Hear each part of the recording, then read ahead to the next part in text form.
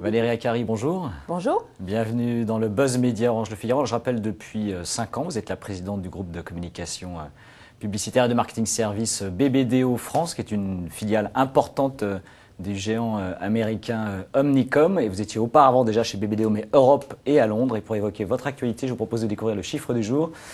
Donc 3 juillet et 3D, c'est demain samedi en effet que l'agence CLM, qui est l'une de vos filiales, lancera dans les salles de cinéma le premier film en 3D des célèbres bonbons M&M's, surfant on va dire sur le succès de la 3D et des sorties à venir de Shrek 4 et Toy Story 3. Est-ce que la 3D d'une certaine manière, ça va permettre de sauver le cinéma publicitaire qui est plutôt malmené en France aujourd'hui ?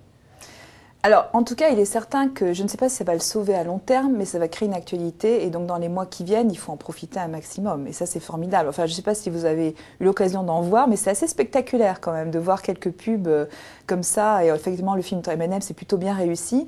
Et il y a un vrai effet, quoi. Le même plaisir qu'on peut avoir en petit qu'on a pu avoir avec Avatar. Après, est-ce qu'à long terme, ça va le faire ? C'est pas sûr, parce que finalement, on est en train de voir arriver les télévisions. Et tout le monde dit, voilà, tout le monde dit que déjà à Noël, on va avoir finalement pas mal de ventes de télévision 3D et l'année 2011 va normalement voir une explosion de la télévision en 3D. Donc il est certain qu'en tout cas le phénomène 3D va certainement impacter dans les mois qui viennent l'ensemble des médias. Ça donne un regain d'intérêt pour ce média auprès de vos clients. Absolument, les annonceurs.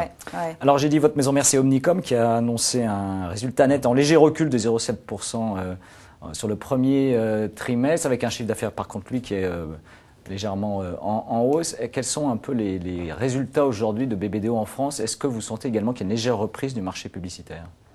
Alors la France, en tout cas, il est certain que nous, on a plutôt, je dirais, bien passé l'année 2009 dans un climat très morose, du fait, je dirais, de notre portefeuille client qui est à la fois France et international et qui nous a protégés d'une certaine façon.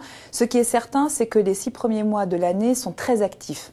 Donc après, je dirais que l'activité n'est pas toujours une activité qui nous permet de véritablement exploser en termes de chiffre d'affaires et tout ça, pas du tout. C'est simplement que nos clients sont très actifs et donc il y a un regain de travail qui est réel et qui est toujours quand même bon signe pour nous. J'espère que là on a un peu dans un moment où on se dit que les choses peuvent se crisper un peu pour les mois à venir. J'espère que ce ne sera pas le cas. En tout cas, on a un véritable regain d'activité effectivement depuis 6 mois. Alors on voit notamment que vous êtes les auteurs de la campagne sur le thème des retraites actuellement. Est-ce que les compétitions ont beaucoup repris en France ou pas ? Des consultations. Absolument. Il y a eu beaucoup de choses. Alors, c'est vrai que nous, de notre côté, on a eu la chance de travailler effectivement et on continue bien entendu pour la campagne d'information pour les retraites. Il y a eu ça, il y a beaucoup de choses donc, qui se passent en France, dans le public, bien entendu, mais également... la compétition EDF pour la citer. Exactement. Et en ce moment, il y a la compétition EDF. Il y a certaines compétitions auxquelles nous, on ne prend pas part, mais effectivement qui existent, comme la RATP, qui est également en ce moment. Et puis, il y a des choses effectivement à l'international. Nous-mêmes, on a participé à une grosse compétition qui était, vous savez, le groupe Mars fait partie de nos clients pour Uncle Ben's, qui était une marque qu'on gère pour l'Europe et qui était gérée par une autre agence au niveau américain. Et on a regagné ce budget pour l'ensemble du monde, ce qui est bien. Donc il y a en fait une activité qui est réelle, aussi bien sur nos clients existants que sur les clients futurs. Alors les clients, j'en parle, quelques clients historiques et phares de votre agence CLM, c'est notamment Pepsi, Tag Heuer ou encore HP. Pour le monde, le fait que vous travaillez en effet pour des campagnes mondiales et des marques internationales, est-ce que ça vous préserve d'une certaine manière, on va dire, la morosité du marché publicitaire français ou pas ? Je pense que d'une certaine façon, oui, ça nous préserve dans le sens où ça nous donne une ouverture. Et je trouve que de toute façon, l'ouverture, c'est toujours bien parce qu'on peut faire des choses et on a des sujets du coup qui vont plus loin que l'Hexagone.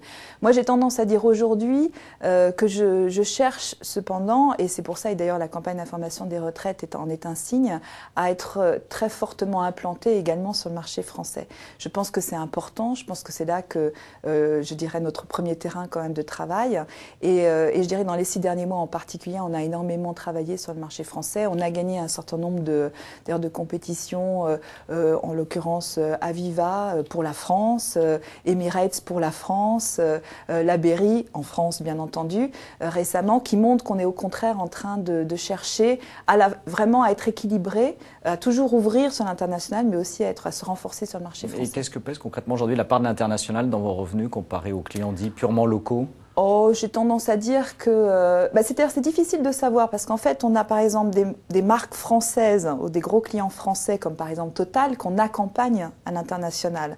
Et puis après, il y a des marques internationales comme Aviva. Après tout, c'est un assureur anglais. Sur la France, on travaille sur la France. Donc aujourd'hui, tout est assez mixé en fait. Donc j'ai tendance à dire que le meilleur des mondes, c'est un 50-50 avec dans toutes ces dimensions. Alors vous avez lancé une nouvelle agence qui est issue de fusion de 2 entités qui s'appelle New en début d'année, c'était en janvier dernier, qui cible principalement les petits moyens annonceurs. Est-ce qu'il y a un vrai gisement de croissance sur cette cible de clients? Alors j'ai tendance à dire que c'est pas vraiment l'ambition n'est pas petits moyens annonceurs. Je pense que c'est plutôt une offre qui se veut être une offre très très intégrée, à petite dimension, qui cherche à faire, je dirais, un travail avec une philosophie de contenu, c'est-à-dire dans un nouveau type de relation, etc. Très proche finalement aussi bien des managements des entreprises, mais aussi des clients, avec beaucoup de contenu, de relationnel et tout ça.